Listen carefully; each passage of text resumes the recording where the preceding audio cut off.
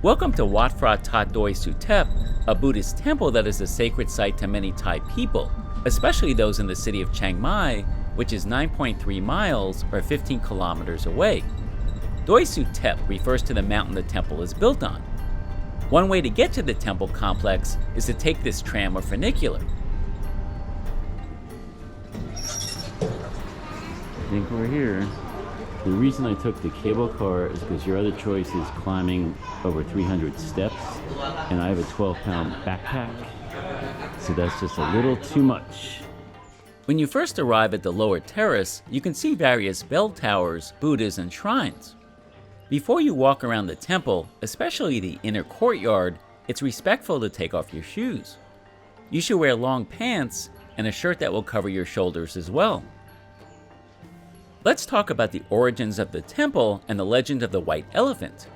The temple was founded in 1383 to enshrine a piece of bone in the Golden Chedi, or Stupa, said to be from the shoulder of an historical Buddha. Since then, the temple has expanded with many more holy shrines added. A road to the temple was first built in 1935. According to legend, a monk named Sumana from the Sukhothai kingdom had a dream. In this dream, he was told to go to Phang Cha and look for a relic. The monk traveled to Phang Cha and found a bone that many claim was a Buddhist shoulder bone. The bone displayed magical powers. It glowed, it was able to vanish, it could move and replicate itself. Sumana took the relic to the king who ruled Sukhothai. The king made offerings and hosted a ceremony when Sumana arrived. However, the relic displayed no unusual powers, and the disappointed king, doubtful of the relic's authenticity, told Sumana to keep it.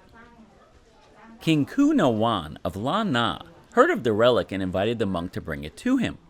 Sumana took the relic to a town in northern Thailand. Once there, the relic broke into two pieces. The smaller piece was enshrined at Wat Swan Duck. The other piece was placed by the king on the back of a sacred white elephant, which was released into the jungle. The elephant is said to have climbed up Doi Suthep, stopped near the peak, trumpeted 3 times, then dropped dead. This was interpreted as an omen.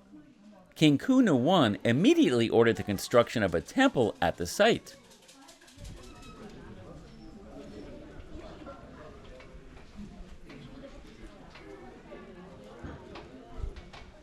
This is the Golden Chedi. The location of the shoulder bone relic is said to be found in the rounded portion of the Chedi, right above the octagonal section and below the ringed section.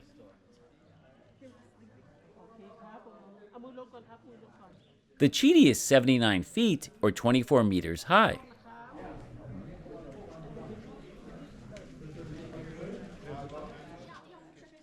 This gold-plated Chedi is very typical of a northern Thailand Chedi, with its octagonal base, ringed spire, and the tiered chhatra at the top.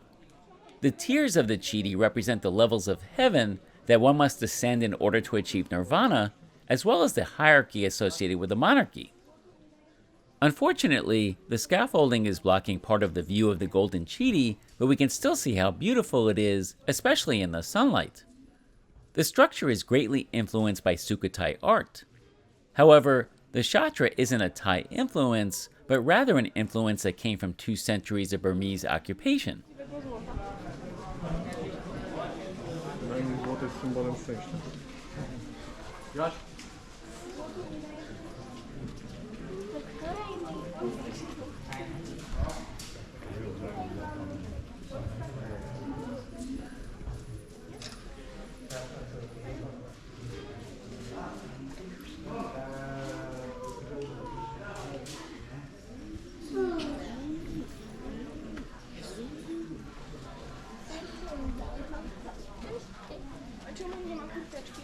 Pilgrims leave lotus blossoms and other offerings at the shrines around the Chedi, which is surrounded by Buddhist statues.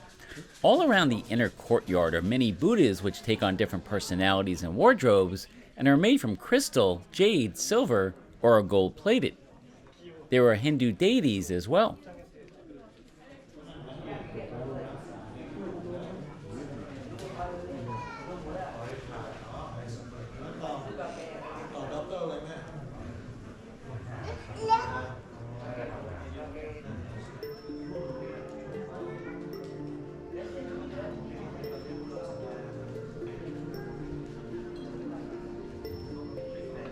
We're now back on the lower terrace.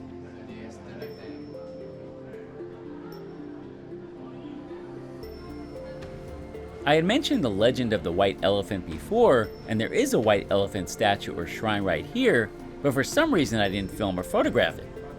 It's located near where the 300 plus step Naga serpent staircase ends.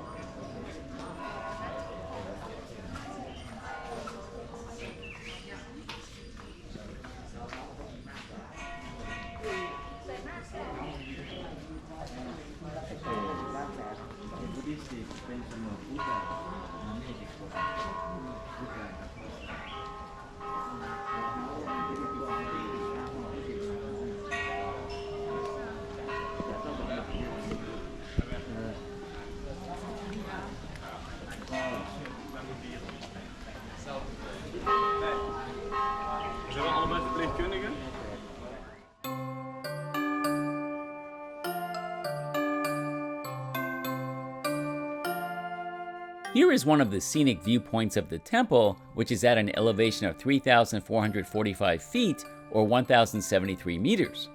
This beautifully carved wooden structure represents Chinese birth years.